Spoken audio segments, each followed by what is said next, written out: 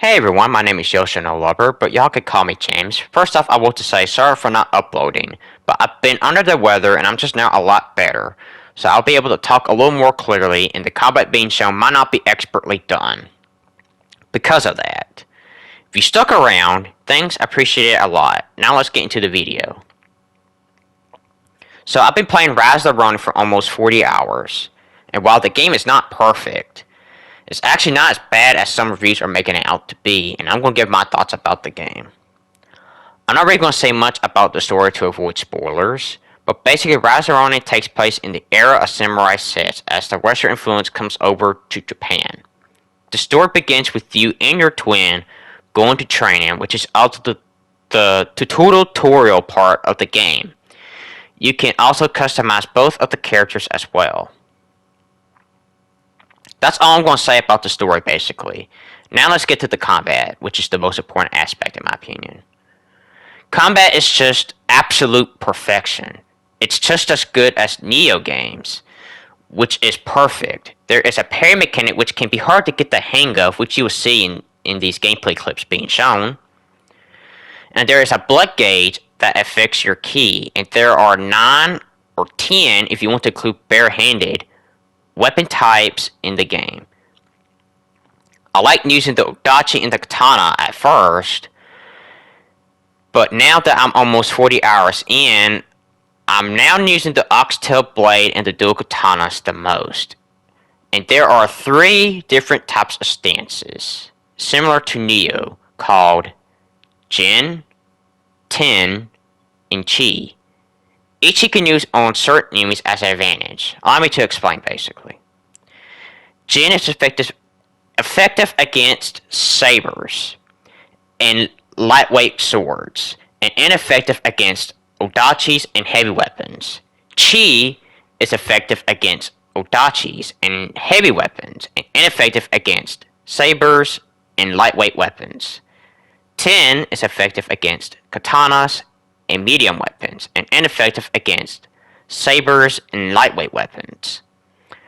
There are also special moves that you can use against enemies by holding R1 and pressing either triangle or square. But yeah, the combat system is top notch. They did an excellent job on that aspect. Now some people say the game feels like Assassin's Creed and Ghost of Tsushima, and while there is some elements from Ghost of Tsushima, they don't play nowhere near anything like those games, even Assassin's Creed in my opinion.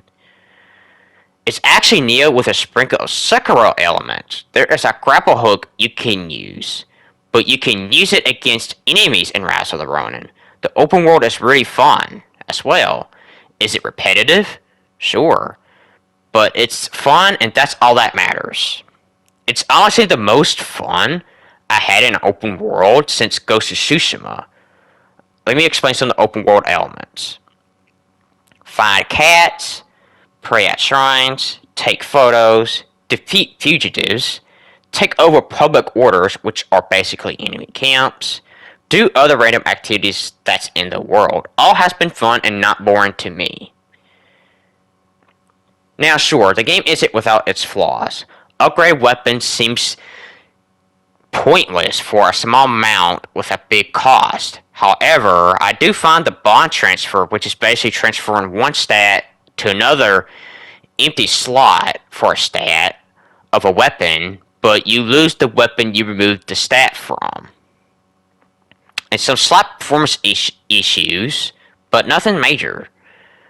Now let's talk about the graphics.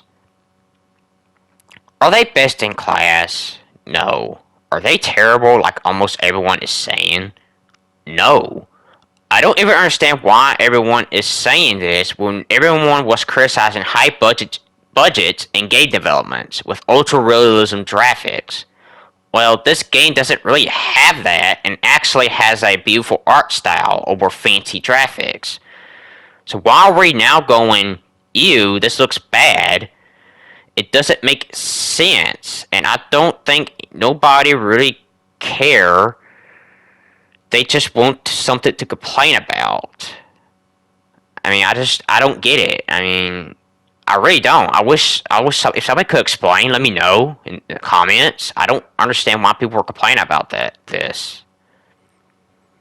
So graphics actually look amazing. It has a beautiful art style and the gameplay is awesome. And that's all that matters to me in these type of games basically, right? So that's really all I have. I highly recommend the game. I rate it for now an 8 out of 10 because there are only a few slight flaws that didn't hinder my enjoyment of the game. Thanks for watching. I'll see you guys later. Peace out.